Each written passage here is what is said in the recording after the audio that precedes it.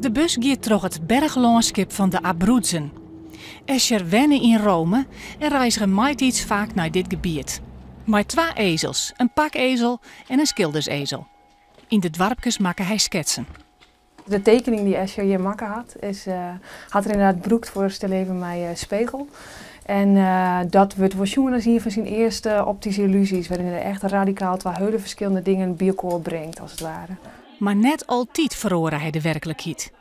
Wat Escher eigenlijk hij tekende toch wel vaak echt naar de werkelijkheid en soms broekte er dan meerdere sketsen samen in iets nice. Maar in dit geval wie toch wel heel realistisch wat te maken had. Het landschap van de Abruzzen is nou wit en grijs. Het past wel bij Escher die het amper kleur broekte, maar liever contrasten tussen licht en donker. We rieden naar het plak Castrovalva.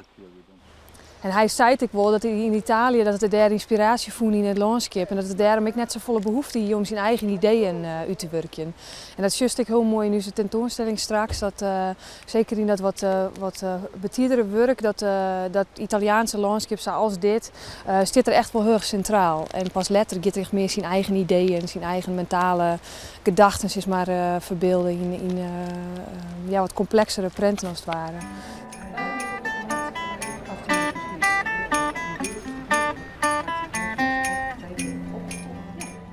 Escher wenne in Rome en liefst ging hij nachts op paard. Dan wienen de gebouwen goed verlichten en kon hij licht en skaat scherper zien en tekenen.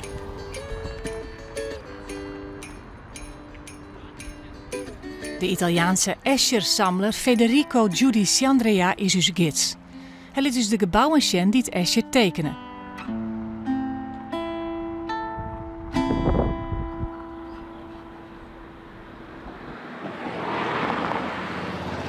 In dit huis had Escher wennen met zijn vrouw Jetta en ze kregen 3 jonkjes. Je Bob in hier zijn atelier. Bijzonder is dat hij hier tegels ontworpen en maken had.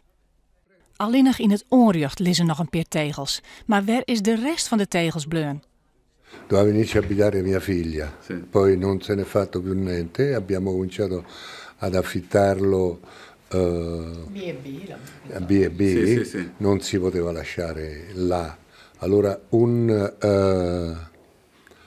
restauratore lo ha smontato e adesso sta in un deposito di un amico del mio genero nella zona oltre Latina e noi teniamo là.